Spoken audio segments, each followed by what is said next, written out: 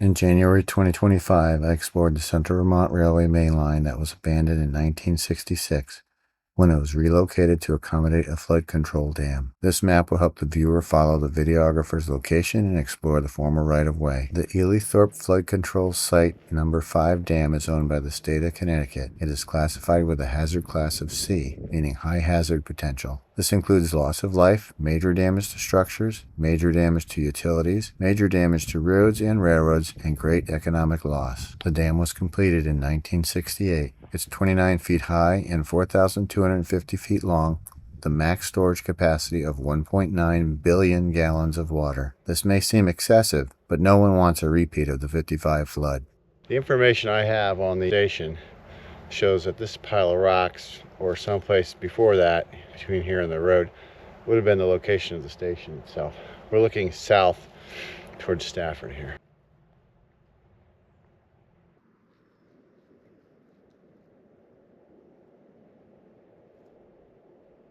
Next we head south from Diamond Ledge Road. We will return to this bog bridge in the trail later.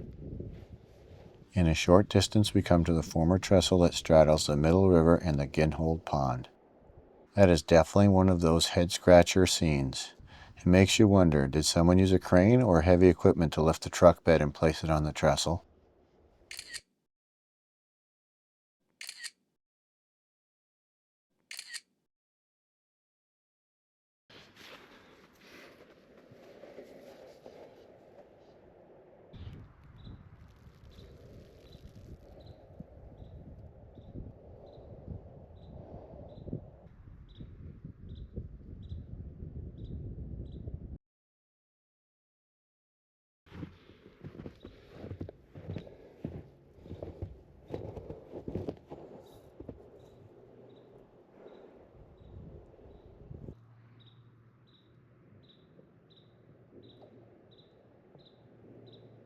While I felt safe enough to venture out on the truck, the snow-covered timbers and the frozen waters below were beyond my comfort level.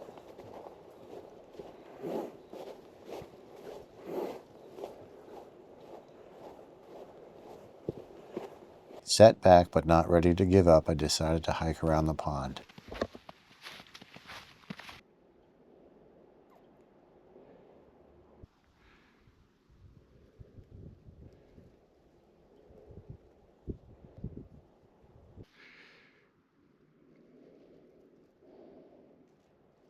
Ginholt Pond Dam is a privately owned dam with a hazard class of A, low hazard potential. This includes damage to agricultural land, damage to unpaved roads, and minimal economic loss. I wasn't able to find anything about its history, but I suspect there was a mill here on the west side of the river.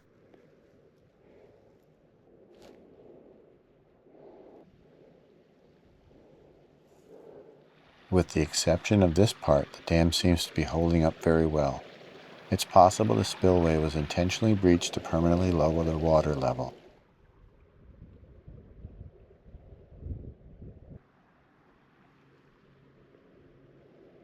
After a serious bushwhack, which I do not recommend, I found my way back to the New England Central tracks.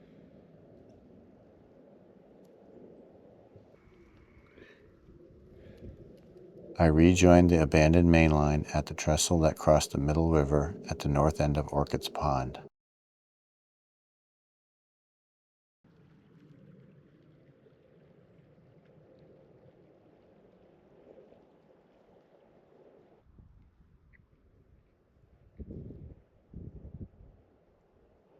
We can see from this 1956 McFarland image that the water levels are now lower in Orcutts Pond.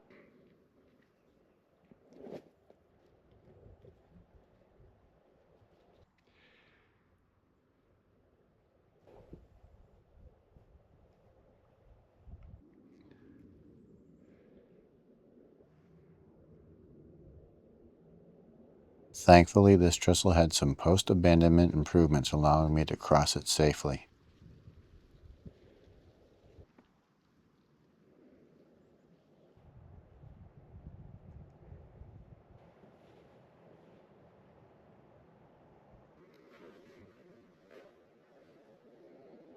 I continued north towards Ellithorpe.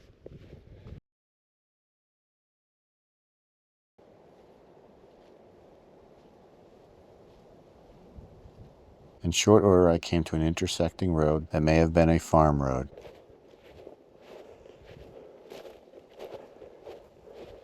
Further along, I passed a junk car and came to a small stone culvert.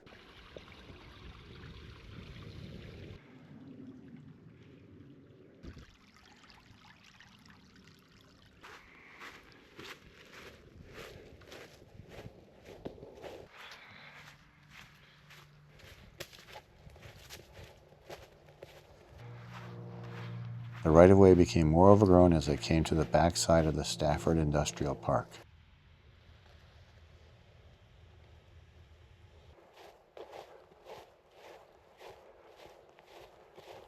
A little further along, I encountered these two 55-gallon drums. I can't help but worry about what might be inside these drums. I finally reached the east side of Ginholt Pond Dam. From here it's clear to see the meticulous construction of the spillway. The only exception is the breached middle.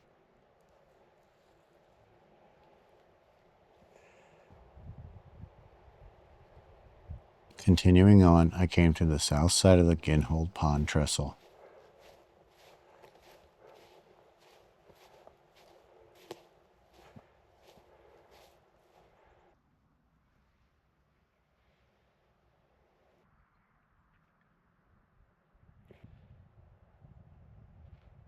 Feeling no better about the prospect of crossing the ice and snow-covered timbers, I explored below the bridge. The ice looked solid, but the prospect of falling in the freezing cold water meant it was time for another bushwhack to reach Diamond Ledge Road.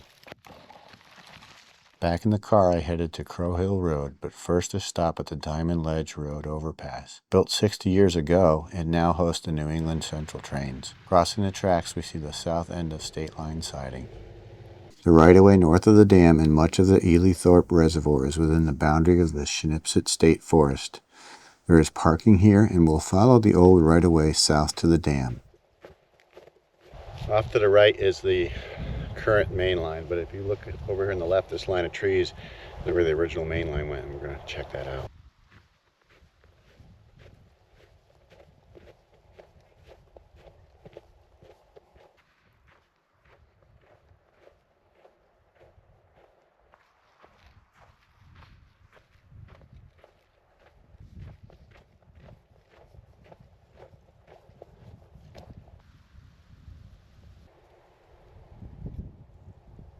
As we head south, we get great views across the swamp of the new main line to our west.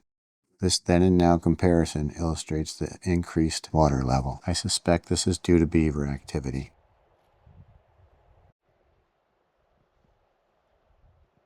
I didn't encounter any ATVs, but from the tracks in the snow and the frozen water, it's apparent they are ridden here.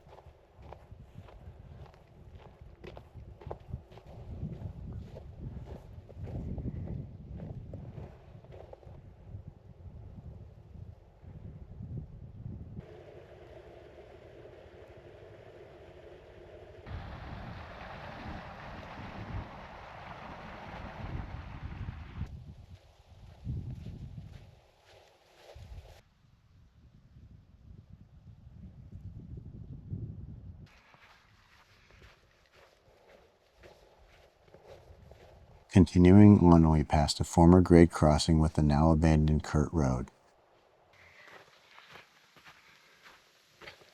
As we begin to see water on both sides of the right-of-way, we are reaching the area impacted by the dam.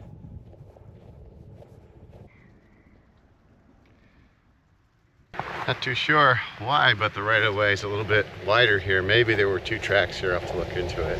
So when I started this exploration, the temperature was 32. It's 50 degrees now. What a big difference. On our left or east side, we see the Middle River as it meanders towards the dam ahead. The flood control dam is not intended to hold a lot of water except in emergency conditions. As we close in on the dam, beavers have raised the water level equal to that of the right-of-way.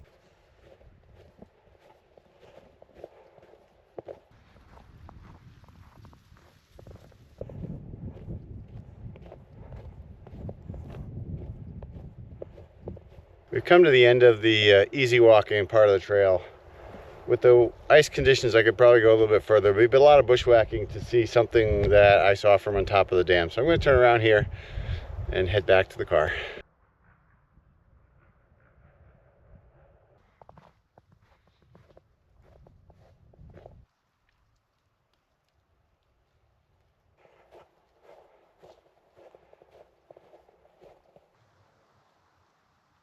After returning to my car, I head to Orcutts to complete the tour. Orcutts, also referred to as Orcuttsville, was once home to a large mill and a small depot.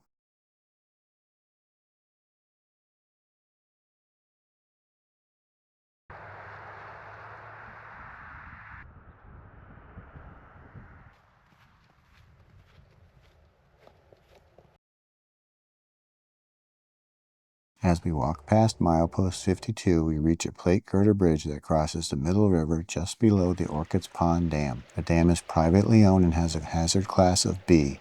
Possible loss of life, minor damage to structures, damage to utilities, damage to collecting roads and railroads, and significant economic loss. I found an article in the December 6, 2018 Hartford Courant stating there would be a public hearing about lowering the pond level by 5 feet for safety reasons. From what I observed here in 2025, it looks like they did just that.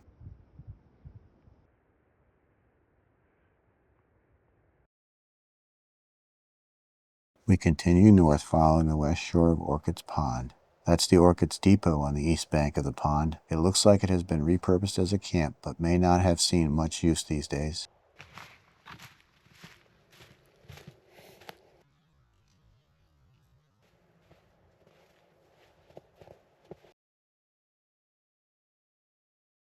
Behind me is the new main line, and over here on the right, camera right, is the old line.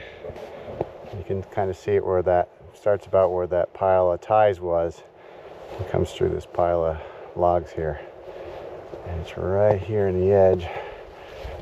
And we're going to see if we can scoot in right here and start following it.